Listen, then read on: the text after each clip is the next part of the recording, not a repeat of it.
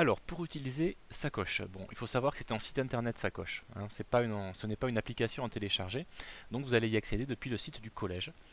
Vous avez ici un lien pour Pronote et en dessous un lien pour Sacoche. Donc, vous cliquez dessus, voilà, et ça va vous amener tout de suite sur la page Sacoche de l'établissement. Donc là, on va vous demander de rentrer votre nom d'utilisateur et votre mot de passe. Donc ça, c'est un accès personnalisé que vous avez, ou que vous aurez, hein, si je ne l'ai pas encore donné à votre enfant, ça arrivera très très vite. Donc vous allez vous connecter, et la toute première fois que vous allez vous connecter, on va vous demander d'activer votre compte. Donc ça, vous cochez, vous validez, voilà, vous n'aurez à le faire qu'une seule fois. Donc vous allez tomber sur une page ici d'accueil. Alors il faut savoir que Sacoche, tout se passe via le menu qui est ici. Il y a beaucoup d'options dans Sacoche, on peut s'y perdre. Donc, je vais vous montrer en fait les deux principales. Donc tout d'abord, vous allez dans évaluation. Donc là vous allez trouver la liste en fait simplement de toutes les évaluations que j'aurai menées avec votre enfant. Donc vous cliquez sur évaluation et sur liste des évaluations. Voilà. Ici, enseignant, vous choisissez. Vous allez avoir la liste de tous les enseignants de votre enfant qui utilisent Sacoche. Donc vous cliquez sur mon nom si c'est les mathématiques que vous souhaitez voir. Et ensuite, vous allez arriver directement sur la liste des évaluations. Ce que je viens de faire au niveau de la date, vous n'aurez pas besoin de le faire. Vous allez tomber, vous, directement sur la bonne période, hein, le premier semestre ou le deuxième semestre. Voilà, vous allez avoir ici la liste de toutes les évaluations qu'on aura menées depuis le début de l'année. Donc ici, bien sûr, c'est un exemple qui prend en compte un travail. On est déjà, presque au mois de juin, presque. Au début, il n'y aura rien, et les lignes vont s'ajouter les unes après les autres au fur et à mesure, bien sûr, que j'aurai fait des contrôles à votre enfant. Donc si vous voulez savoir, par exemple, comment ça s'est passé pour le contrôle opération et problème ici, simplement, il suffit de cliquer sur le petit œil, et vous allez avoir les résultats de votre enfant sur ce problème-là. Sur ce contrôle-là, pardon.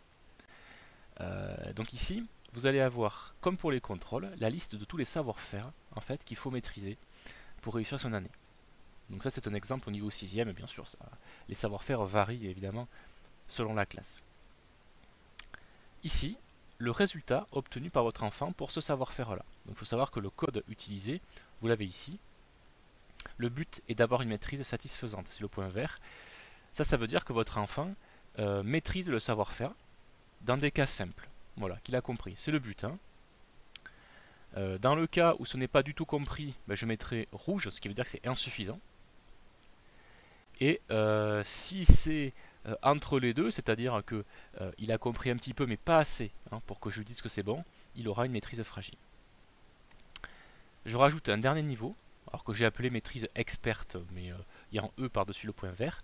Ça veut dire que votre enfant maîtrise le savoir-faire pas seulement dans des cas simples, mais aussi dans des cas plus complexes, des cas qu'il ne connaît pas encore. Donc si votre enfant se débrouille bien, il est évident que le but à atteindre va être bien sûr la maîtrise experte et non pas seulement la maîtrise satisfaisante. Donc ici vous allez avoir un résumé en fait de tout ce qu'a fait votre enfant sur ce contrôle-là. Donc on peut voir que ici tout est bien compris, même très bien compris la plupart du temps, sauf ici sur la façon de rédiger ses réponses et d'être soigneux. Donc clairement ici vous avez le point faible de cet élève dans ce contrôle. Voilà. Vous pouvez bien sûr regarder n'importe lequel des contrôles, géométrie dans l'espace. Qu'est-ce qui s'est passé? Eh bien, on voit que on a 3 savoir-faire ici qui sont maîtrisés de façon satisfaisante, c'est bien. On a toujours le problème ici de rédaction des réponses, c'est fragile. Et ici, la connaissance des solides de base n'est pas assez satisfaisante. Il y a un début d'acquisition, mais pas assez. Voilà, donc ça, vous allez avoir ici accès à tout ce qu'a fait votre enfant depuis le début de l'année. Contrôle par contrôle. Et puis vous avez un deuxième menu qui est intéressant pour vous, c'est si vous voulez avoir une vision d'ensemble de ce qu'a fait votre enfant, hein, si une fois qu'on aura accumulé les contrôles, et bien ça vous allez le trouver dans relevé synthèse.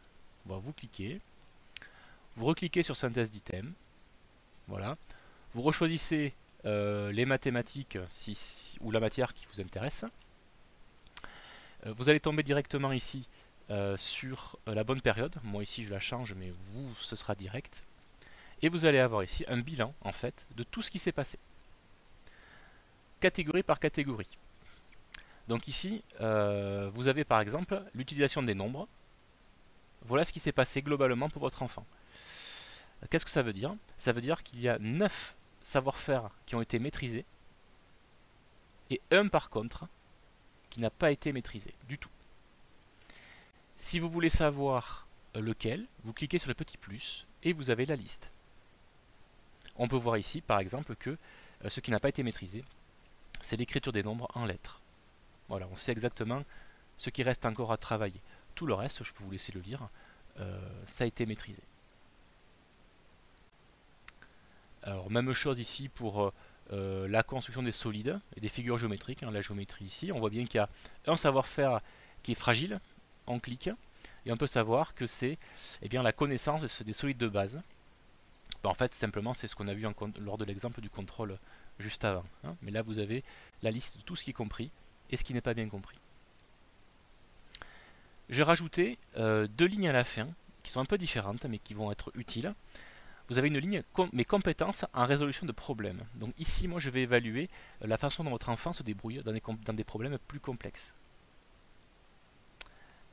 Ici, on peut voir, on clique, et on peut voir que ce qui n'a pas été compris, ce qui n'a pas été réussi, c'est la façon d'utiliser le bon vocabulaire ou les bonnes notations. Vous voyez, ça, ici, ça n'a pas été compris. Par contre, l'élève a bien compris les consignes, il a bien raisonné pour trouver sa solution au problème, et il a bien rédigé ses réponses. Par contre, son problème a été la rigueur, en fait, l'utilisation du bon vocabulaire ou des bonnes notations. Donc là, ici, vous aurez une ligne qui va vous expliquer un petit peu en détail où sont les points forts et les points faibles de votre enfant dans la résolution des problèmes. Et enfin, vous avez une ligne ici, toujours à la fin, être un élève responsable. Donc ici, pas question de savoir s'il a bien compris ou pas les maths, mais simplement, est-ce qu'il a une bonne attitude en classe? Voilà. Est-ce qu'il coopère bien avec ses camarades lors des travaux de groupe? Est-ce qu'il fait bien son travail? Donc ici, vous avez vraiment la façon dont votre enfant se comporte en classe, au-delà du fait qu'il va avoir des facilités ou pas, ou qu'il va bien comprendre ou pas ce que je lui apprends. Voilà. Vous avez beaucoup d'autres choix possibles dans sa coche qui ne sont pas indispensables à connaître. Maintenant, si vous avez des questions là-dessus, il ne faut surtout pas hésiter à me contacter.